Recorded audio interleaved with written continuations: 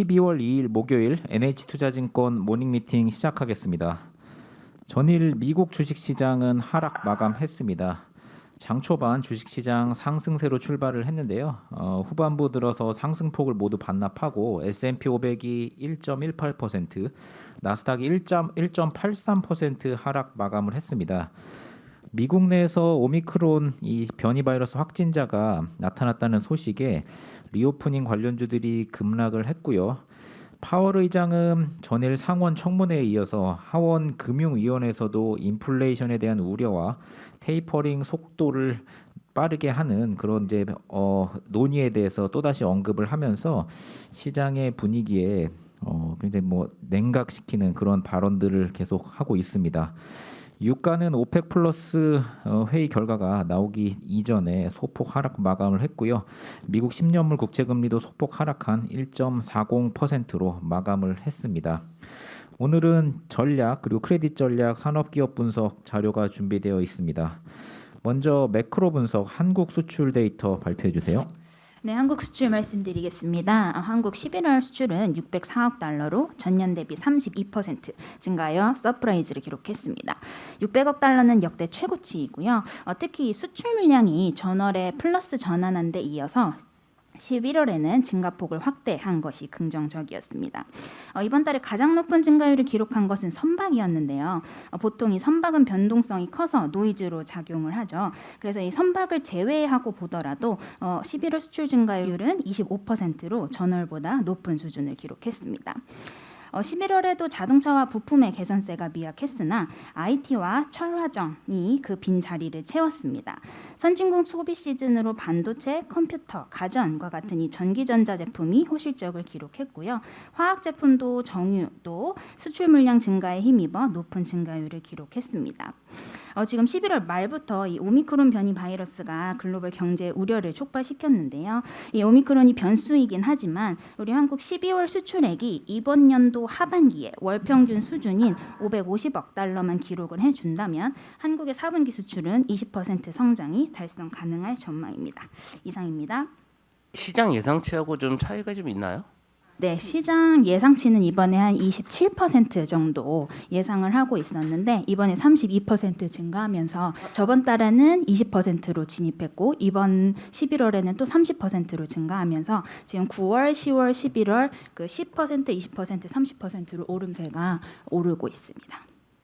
저기 질문을 좀 드리면 석유화학이 건설 자동차 등 전방 산업 경기가 회복되면서 중국 이후 수출이 증가했다고 이 보고서에 말씀을 하셨는데 건설 자동차 같은 전방 산업 경기가 중국이나 유럽 쪽에서 실제로 유의미한 회복이 나타나는 그런 포인트가 있을까요?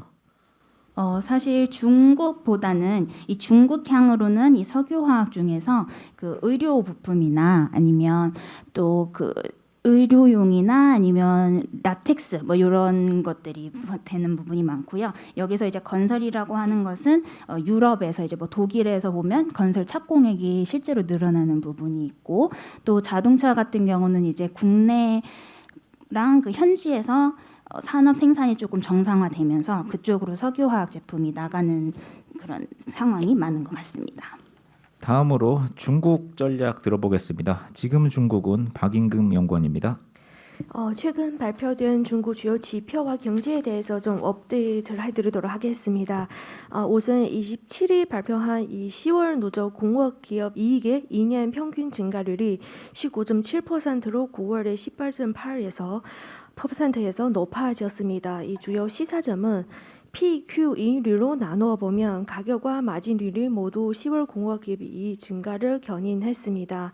영업이율은 이 4개월 만에 반등했고 이는 원가와 비용의 동반 감소에 기인했습니다. 8개월 만에 하락한 원가는 이 석탄 생산 충동원료를 비롯한 이른 정부의 원자재 공급 보장과 가격 안정화 조치, 세금 감면 정책과 선별적 기업 지원 등에서 비롯됩니다. 업종별로는 이 성장이 업스트림, 미드스트림 소재 업종에 집중되어 있고 일부 다운스트림 업종이 여전히 원가 부담을 느끼고 있습니다. 한편 11월 중국 통계국 제조 PMI가 50.1로 8개월 만에 반등했지만 이 BCI 경기 상황 지수는 49.2로 2020년 6월 이후 재차 기준선을 하회했습니다. BCI는 이 중국 명문 MBA인 장강경영대학원에서 동문들에게 진행한 설문조사를 토대로 만들어지는 중국 경기 상황을 판단하는 선행 지수입니다. BCI 세부 지표를 보면 기업 매출 기대와 기업 이익 전망, 기업 투자와 고용 전망 지수는 모두 전월 대비 하락했고 기업의 자금 조달 환경 전망 지수 역시 전월 대비 낮아졌습니다. 또한 PCI 중간재 가격 전망 지수는 전월보다 낮아진 반면 소비재 가격 전망 지수는 전월보다 상승했습니다. 이는 향후 공산품 가격의 하락과 소비재 가격의 상승을 시사합니다. 이 PMI 지표의 선방에도 중국 경기 둔화 압력은 내년 상반기까지 지속될 공산이 큽니다. 내부적으로는 여전히 부동산 경기와 소비를 둘러싼 불확실성이 크고 외부적으로는 이런 코로나 변이 바이러스 출현으로 대외 수요 둔화의 리스크도 커졌기 때문입니다. 이런 경기 상황을 고려해서 지난주 국무원 상무회의에서 정부가 지방정부의 특수채 발행 속도를 높이고 2020년 연초에 더 많은 인프라 프로젝트를 수행할 수 있도록 준비하라고 주문했습니다. 이 지도부 내에서 물가 압박과 자산 거품에 대한 우려가 상존해서 당분간은 통화 정책보다 재정 정책이 경기 방어의 주요 수단이 될 것으로 보입니다. 이상입니다. 재정은 그럼 역시 좀 인프라 쪽을 좀 많이 할까요? 좀 어떤 쪽에 좀 재정 좀 기대하세요? 예, 그렇습니다. 그나마 좀 기대할 수 있는 부분이 이게 상무원 위원회의에서도 주문했던 인프라 관련 쪽입니다. 사실 코로나로 인하여 정부가 좀 하라고 동력해도 여러 가지 여건이 좋지 않은 상황이어서 사실 생각보다 인프라 지표가 올라가기는 좀 속도가 좀 느렸습니다. 그래서 이런 부분이 있어서 정부가 할 수 있는 것은 선별적인 기업에 대한 뭐 재정 세금 지원하거나 인프라 쪽에 좀 더 할 수 있도록 도와주는 여러 가지 인프라, 뭐 전력 인프라도 비롯해서 추진하는 부문 파트 중에 하나이기 때문에 이런 공급이 과잉되지 않은 쪽에 집중적으로 건설하라고 하라고 하지 않을까 이렇게 생각됩니다. 네, 다음은 크레딧 전략 중국 자자 오예 그룹발 시장 변동성 내용입니다. 김준영 연구원입니다. 네, KB그리고 중국 크레딧 위클리 말씀드리겠습니다.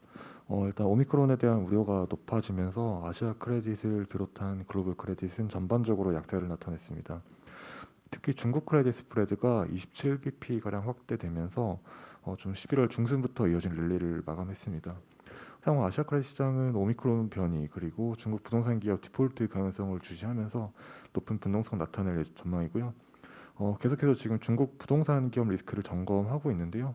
최근 중국 카이사 그룹이라고 하는데 중국어로는 자자오예 그룹이라고 하는 기업의 디폴트 우려감이 상당히 높아졌습니다.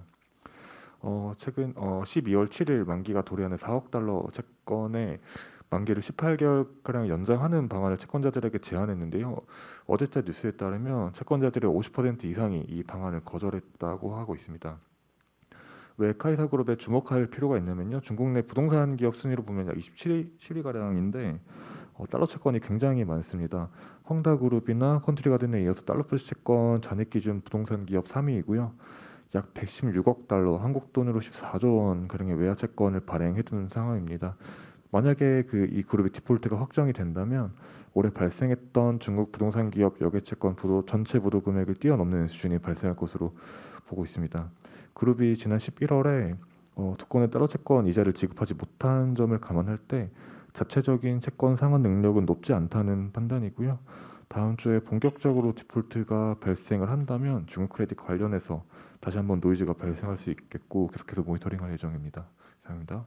지난번에 헝다 이슈 있을 때는 이 부분에 대해서 언급이 없었던 애들 같은데 이게 좀 그 이후에 계속 좀 나빠진 거 아니면 오늘 잠재적으로 좀 우려가 있었던 거예요? 사실 중국 부동산이 좀 전반적으로 레버리지가 높았던 상황인데요. 사실 헝다그룹 때문에 중국 부동산 기업들 전반적으로 좀 자금 조달력이 악화됐습니다. 헝다그룹이 좀 망가지면서 다른 중국 부동산 기업들도 안 좋은 거 아니냐는 시장의 관측이 높아지면서 일단 중국 부동산 기업들 채권 발행이 안 되는 상황이고요. 이렇게 좀 차환을 못 하다 보니까 지금 중국 부동산 기업들 전반적으로 좀 레버리지가 높았던 상황이라서 좀 부도 리스크 높아진 상황이고, 이 카이사 그룹도 사실 10월 이전까지는 별로 노이즈가 없었던 그룹인데 11월에 달러 채권 이자 지급하지 못하면서 유동성이 안 좋아진 점을 시장에 알려지기 시작했고요. 따라서 11월 이후부터는 중국 부동산 기업들 전반적으로 좀 많이 안 좋은 상황이다라고 보고 있습니다. 이 결국 시스템 리스크로 확대될 수 있는 상황인 건데 이렇게 되면 뭐 중국 정부에서도 결국 나설 가능성이 높지 않나요? 네. 그래서 사실 11월 중순 이후로 중국 정부가 부동산 기업 관련해서는 좀 완화적인 정책을 내고 있었던 상황입니다. 뭐 예를 들어서 역외 채권의 그 리파이낸싱이 안 된다면은 영내 채권을 발행을 좀 도와주겠다라고 했고, 그리고 다른 기업들의 건설 프로젝트를 인수를 할 때 부채 비율에 조금 영향이 없게끔 하겠다 이런 식으로 나오고 있어서 시장 센티가 사실은 11월 중순부터 좀 돌아오다가 최근에 지금 카이사 그룹이 이렇게 좀 이슈가 되면서 다시금 좀 센티가 안 좋아진 상황이라서 계속해서 좀 지켜봐야 될 상황인 것 같습니다. 뭐 이런 분위기면 그럼 컨트리 가든도 좀 위험해지는 뭐 이런 좀 분위기인가요? 좀 다른 데는 어때요? 컨트리 가든은 사실 그 중국 부동산 기업들 중에서는 신용등급이 굉장히 좋은 축이거든요. 트리플 B 수준인데 글로벌 신용등급으로 트리플 B면 사실 지금 리파이낸싱은 되고 있는 상황이라서요. 컨트리 가든은 지금으로서는 좀 안전해 보이고, 카이사 그룹이 지금으로서는 가장 위험해 보여서 특히 채권 잔액이 많거든요. 그래서 카이사 그룹 위주로 일단은 좀 지켜봐야 될 상황인 것 같습니다. 네, 이어서 산업기업 분석으로 넘어가겠습니다. 휴대폰 IT 부품 산업 이규화 연구원입니다. 네, 말씀드리도록 하겠습니다. 그 아이폰이 최근 계속 이제 잘 팔리고 있다는 시장은 좀 이제 많이 인지를 하고 있는데요. 내년에도 보면은 좀 비수기가 없을 정도로 계속해서 양호한 판매를 달성할 것으로 좀 기대를 하고 있습니다. 아이폰 같은 경우에는 보통 이제 상반기 출하량이 부진하고 하반기가 회복되는 상저하고 패턴이 뚜렷하고요. 왜냐하면 이제 하반기에 출시가 돼서 뭐 상반기까지는 좀 이제 출하량이 좀 부진하다가 다시 하반기에 출시가 되면은 회복하는 그림인데, 내년 같은 경우에는 지금 아이폰 13 시리즈 판매가 워낙 좋기 때문에 1분기도 예상보다 출하량이 많을 것으로 기대가 되고요. 2분기에는 지금 중저가 신제품인 아이폰 SE 시리즈가 출시가 돼서 비수기 영향이 좀 최소화될 거로 보고 있습니다. 그래서 LG 이노텍의 수혜가 좀 가장 클 거로 좀 기대가 되는 상황입니다. 그 아이폰 계절성이 완화가 되면서 관련 부품 업체들이 당연히 이제 좋을 수밖에 없고요. 특히 이제 시장에서 내년 1분기가 시장에 우려가 좀 있었습니다. 왜냐하면 올해 1분기 같은 경우에는 아이폰 12 시리즈가 워낙 이제 잘 팔렸었기 때문에 이게 이제 내년 1분기로 가게 되면은 기저 효과, 그러니까 이제 워낙 작년이 좋아서 기고 효과가 있는 게 아니냐라는 우려가 좀 있었는데요. 지금 분위기로 보면은 내년 1분기가 올해 1분기보다 더 좋을 가능성이 있고, 말씀드린 대로 2분기도 지금 아이폰 SE라는 신제품이 있기 때문에 뭐 올해보다 더 양호할 가능성이 높습니다. 그래서 저희는 지금 LG 이노텍이나 BH 같은 이런 업체들의 수혜가 내년에도 계속 좀 이어질 거라고 기대를 하고 있는 상황입니다. 이상입니다. 네, 이어서 해상운송 산업입니다. 정현승 연구원. 네, 해상운송 말씀드리겠습니다. 사실 글로벌 인플레이션 압력의 주요 원인 중에 하나가 항만 적체 이슈였는데요. 항만 적체 이슈가 조금씩 해소되는 기미가 보여서 자료를 작성했습니다. 11월 29일 글로벌 항만 내 하역 또는 대기 중인 컨테이너선 규모는 852만 TEU로 전월 대비 62만 TEU 감소했습니다.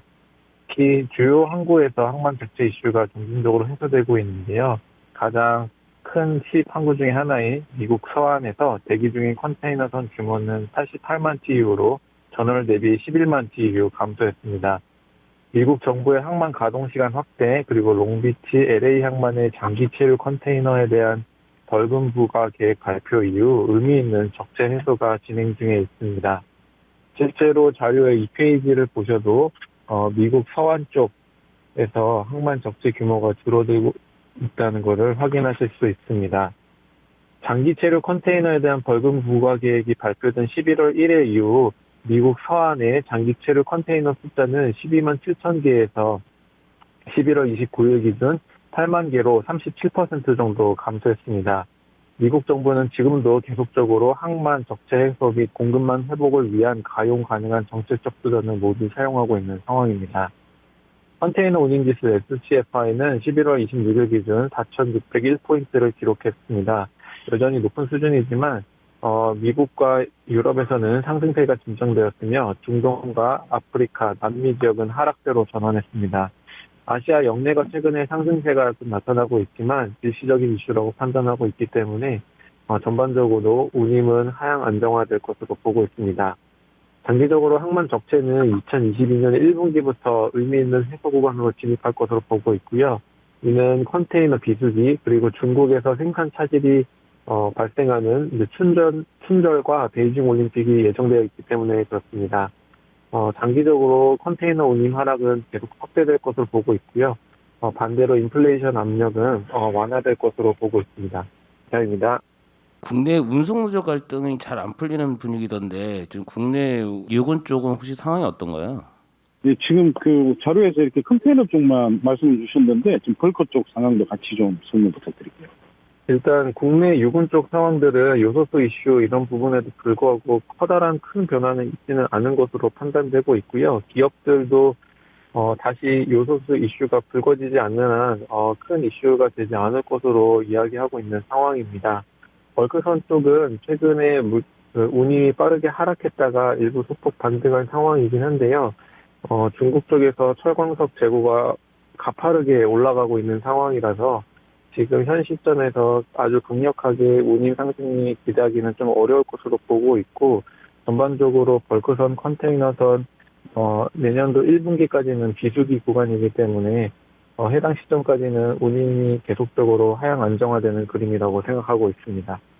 네, 이어서 해외 주식 자료 발표입니다. NH 해외 주식 12월로 말씀해 주세요. 네, 저희 12월 해외 주식 유망 종목 월보 자료이고요. 미국하고 중국의 신규 종목들 편출입 관련해서 말씀을 드리겠습니다. 우선 미국 쪽에서는 아무래도 통화 정책 전환으로 인해서 유동성 환경 변화가 예상이 됩니다. 따라서 유동성에 대한 의존도가 낮고 펀더멘털이 뒷받침되는 섹터가 유망하다고 판단을 하고 있습니다. 여기에 해당되는 섹터는 경기 민감 가치주 성격의 산업재, 소재 업종이라고 저희는 보고 있고요. 산업재 소재 섹터 내에서도 인프라 정책과 친환경 테마와 연계되는 그런 기업들에 대한 관심이 필요한 시점이라고 생각을 합니다. 12월 신규 추천 종목 중에 여기에 해당하는 기업은 차지포인트 그리고 MP 머티리얼스입니다. 기술주 투자는 실적 가시성과 새로운 성장 동력을 보유한 대형 기술주 중심으로 투자 요망 종목을 제시합니다. 여기에 해당되는 기업은 애플, 아마존.com 그리고 메타라고 보시면 되겠고요. 이들 기업들 같은 경우에는 실적 추정치가 상향이 지속되고 있고 메타버스, 모빌리티 등 신사업에 대한 로드맵이 중장기 성장성을 강화시킬 것이란 그런 기대감이 유효하다라고 생각을 합니다. 반면에 이제 중소형 기술주 같은 경우에는 변동성 확대 국면에 좀 취약하기 때문에 리스크 관리가 좀 필요하다라고 생각을 하고 있고요. 낙폭과대 중심으로 압축하는 대응이 유효하다라고 보고 있습니다. 이번 달 미국 신규 종목은 총 7개이고요. 코인베이스, 차지포인트, MP 머티리얼스, 베타 종목에서는 애플, 아마존, 메타, 스퀘어 이렇게 추천을 드립니다. 중국에서는 12월 저희 박스권 흐름 전망을 하고 있고요. 하지만은 여전히 좀 투자 매력도가 높은 그런 기업들이 있다라고 생각을 합니다. 중국의 전력 투자 확대에 따른 수혜 기업들 그리고 전 세계 메타버스 열풍에 따른 수혜가 예상되는 기업 그리고 가격 경쟁 완화가 기대되는 택배 기업에 주목할 필요가 있다라고 보고 있고요. 따라서 12월 중국 신규 추천 종목으로는 글로벌 대표 VR, AR 제품 생산 기업인 고어텍, 택배 업체인 운달 택배, 그리고 게임 판호 발급 재개와 이 메타버스 산업 성장에 따른 수혜가 기대되는 텐센트, 그리고 중국 최대 풍력 발전 상장 기업인 용원전력을 제시를 합니다. 개별 기업의 상세한 내용은 자료를 좀 참고를 해주시면 좋을 것 같고요. 저희 12월 달 해외 주식 신규 유망 종목과 이제 편출 종목 내역들은 3페이지에 나와 있는 차트를 참조를 해주시면 좋을 것 같습니다. 이상입니다. 이번에 코인베이스 신규 편입하셨는데 솔직히 좀 유동성이 이제 테이퍼링 들어가게 되면은 유동성이 결국 좀 긴축 구간으로 들어가는데 코인 시장도 그럼 영향을 받을 수밖에 없는 상황이잖아요. 뭐 신규로 넣은 이유가 좀 따로 있으신지 최근에 주가가 좀 빠진 부분이 좀 어느 정도 거의 다 빠졌다고 보고 바텀거리신 건지 좀 궁금하네요. 네, 저희 코인베이스는 저희가 내년 연간 전망에 유망 종목을 제시하고 있는데 단순히 그냥 그 코인 거래소뿐만 아니라 NFT 시장의 발전 이런 것까지 다 감안을 해서 좀 추천을 한 거고요. 말씀하신 이제 주가의 어떤 하락 정도까지도 고려를 해서 한 거기 때문에 또한 또 말씀은 그렇게 이제 코인 시장에 대해서 말씀을 이제 그렇게 우려를 할 수 있지만 결국은 그 시장도 좀 확대되어 가는 과정이 있다라는 거, 그다음에 점점 그 범위가 메타버스나 NFT까지 점점 확대되고 있다는 점들을 감안을 해서 저희가 편입을 하게 됐습니다. 네, 세일즈포스닷컴은 자료 대체하겠습니다. 네, 이상으로 12월 2일 목요일 NH투자증권 모닝 미팅 마치겠습니다.